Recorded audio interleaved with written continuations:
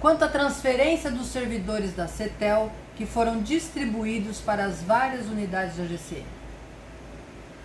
Artigo 73, inciso 5º, a linha E da Lei Federal 9.504 de 97. São proibidas aos agentes públicos, servidores ou não, as seguintes condutas tendentes a afetar a igualdade de oportunidade entre candidatos nos pleitos eleitorais. Inciso 5º, nomear ou contratar de qualquer forma, admitir, demitir sem justa causa, suprimir ou readaptar vantagens ou, por outros meios, dificultar ou impedir o exercício funcional e, ainda que ex officio, remover, transferir ou exonerar servidor público na circunscrição do pleito dos 3 meses que antecedem a eleição até a data da posse dos eleitos, sob pena de nulidade de pleno direito. Ressalvas. A linha E. A transferência ou remoção ex officio de militares, policiais civis e de agentes penitenciários. Esses possivelmente podem ser removidos ou transferidos. Pois bem, presenciamos nessa semana a transferência ou remoção de vários guardas, readaptados em sua maioria, mas guardas prontos também, da CETEL, que foram distribuídos entre as várias unidades da Guarda Civil Metropolitana. E a pergunta que fica é: o ato é legal ou não?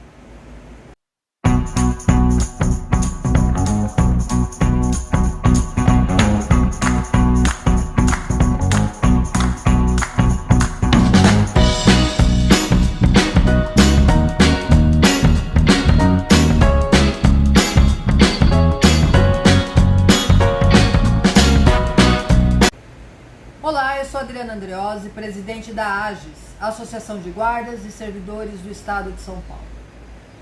Eu tenho recebido diversos telefonemas questionando sobre as transferências da CETEL. E a pergunta que impera é ato legal ou não? Essa é uma questão bastante complexa, porque envolve mais do que legalidade. Eu gostaria que vocês acompanhassem o meu raciocínio. A Lei 13.530, que é o regulamento disciplinar da Guarda Civil Metropolitana, lá no capítulo 1, que fala sobre a hierarquia e disciplina, no seu artigo 3º, diz assim: a hierarquia e a disciplina são a base institucional da Guarda Civil Metropolitana. Artigo 4º. São princípios norteadores da disciplina e da hierarquia da Guarda Civil Metropolitana.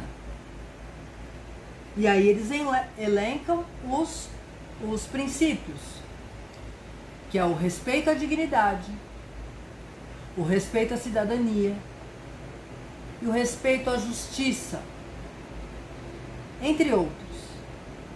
Dignidade humana, respeito à cidadania, respeito à justiça, esses princípios foram feridos?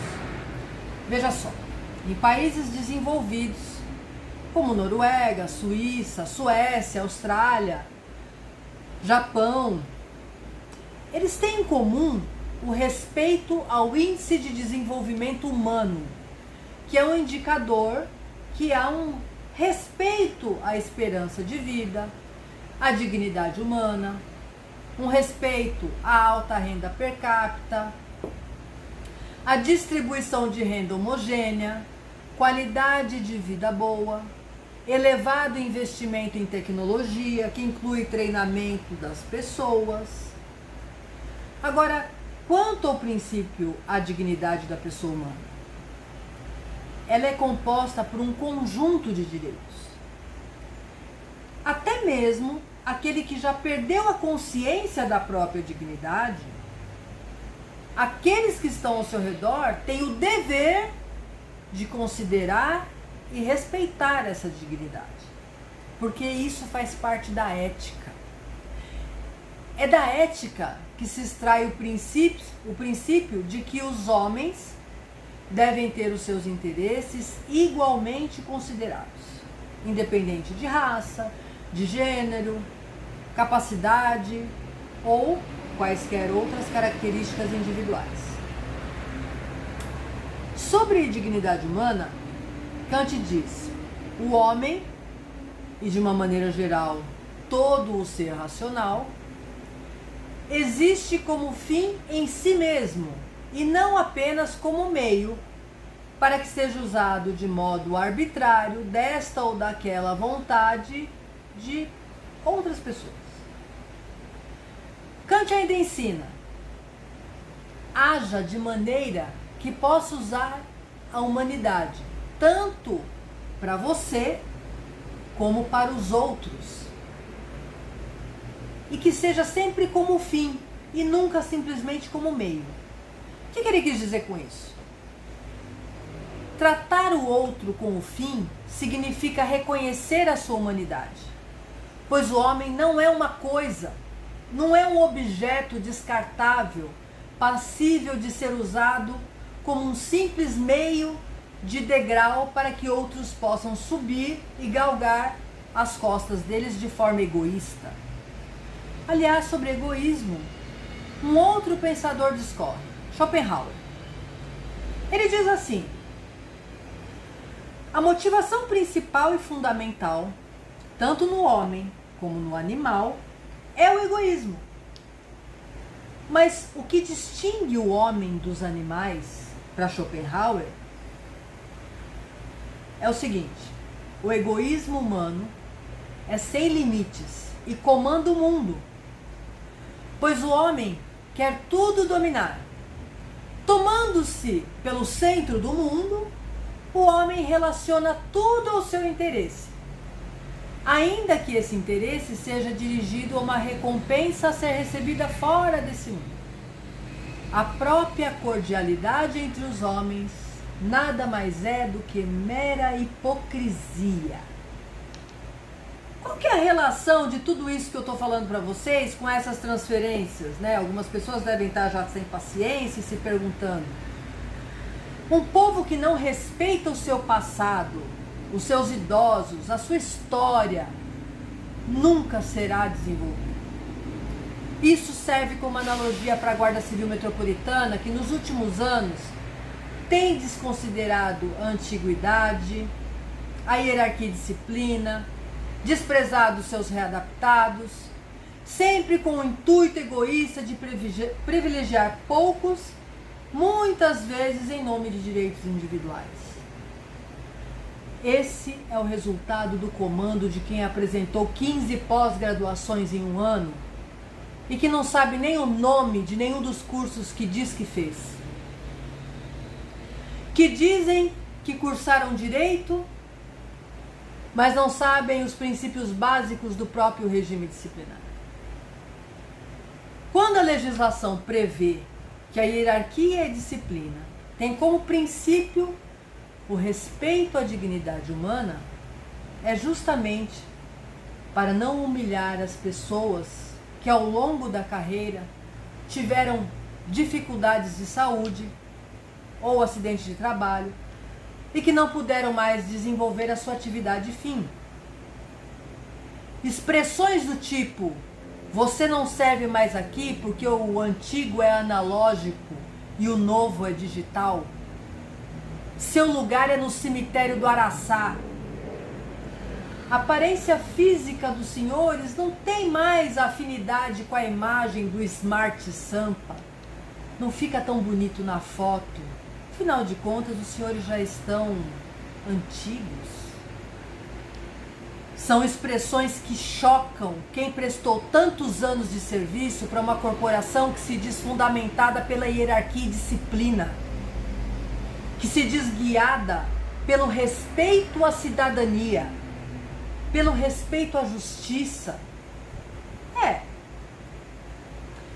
No direito a gente aprende que justiça é uma coisa e direito é outra. Afinal, como exemplo, o que é justo para quem tem poder e quem está no comando não é a mesma coisa do que é justo para quem é comandado e dedicou a vida à corporação e agora é desprezado. Realmente é diferente. Hoje nós vemos policiais militares em quase todos os partidos, inclusive como vice-prefeitos. Demonstração de bom trabalho que eles fazem.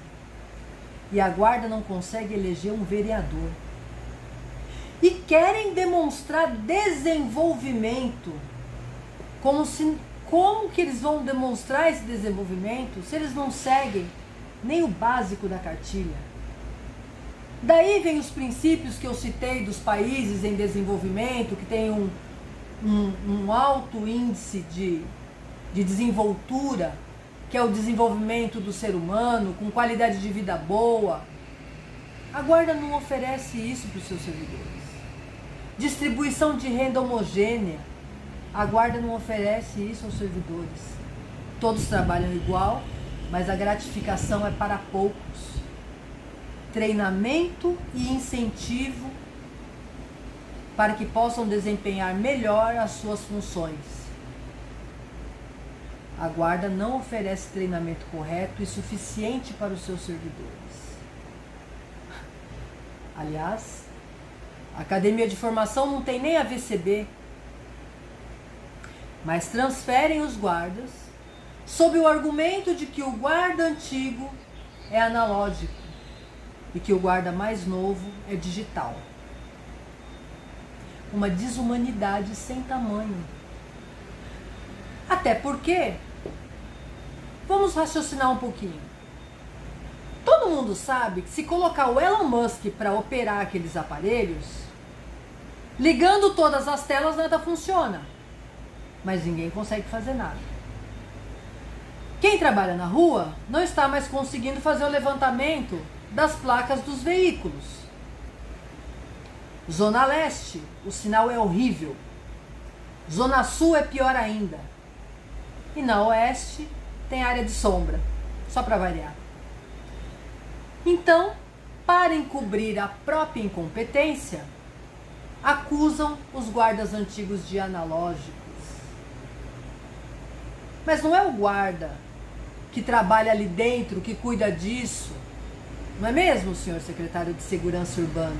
Não são eles que resolvem sobre essa tecnologia e a sua manutenção. Quem cuida disso é que é analógico. Porque esse problema persiste há anos e ninguém arruma. Agora, quanto à eficiência ou ausência desta, o readaptado que já não conseguia desempenhar as atividades nas ruas e que na CETEL se sentia útil e parte da corporação, foi para uma unidade para desenvolver qual atividade, senhor comandante? Para além, tirou um guarda pronto da rua, sem experiência operacional, muitas vezes porque ele tem pouco tempo de guarda, para colocá-lo em um local estratégico, do qual aqueles que estão no serviço operacional dependem para o bom desenvolvimento das ocorrências. Fica desfalcada as ruas, ficam desestimulados os guardas transferidos, ficam desamparados os guardas operacionais, colocando inclusive a vida deles em risco. E a culpa não é de quem está sendo transferido para lá. Quem que está sendo analógico? Agora, respondendo se a atitude é ilegal ou não, é ilegal. O artigo 73 que eu citei no início do vídeo não faz menção alguma aos profissionais da Guarda Civil Metropolitana e determina somente a adoção de disciplina especial em relação aos militares, policiais civis e agentes penitenciários. A administração pública é regida pelo princípio da legalidade, previsto no artigo 5º, inciso 2º e artigo 37 da Constituição Federal. E pelo princípio basilar da hermenêutica, não pode o intérprete colocar o seu entendimento pessoal onde a lei não restringe ou fazer aquilo que a lei não permite. Além do que, a portaria da Controladoria Geral do Município, número 22 de maio de 2024, não mencionou que o Guarda Civil Metropolitano pode ser transferido ou remanejado. Portanto, minimamente, em atendimento ao princípio da legalidade e ao princípio da hermenêutica, o administrador público, na sua atuação, está totalmente limitado aos balizamentos contidos na lei, não sendo possível a interpretação extensiva à norma, quando esta assim não permitir. Em resumo, essas transferências foram ilegais e a AGES está à disposição dos guardas para quem queira fazer as denúncias. Nós somos a AGES e a AGES é você.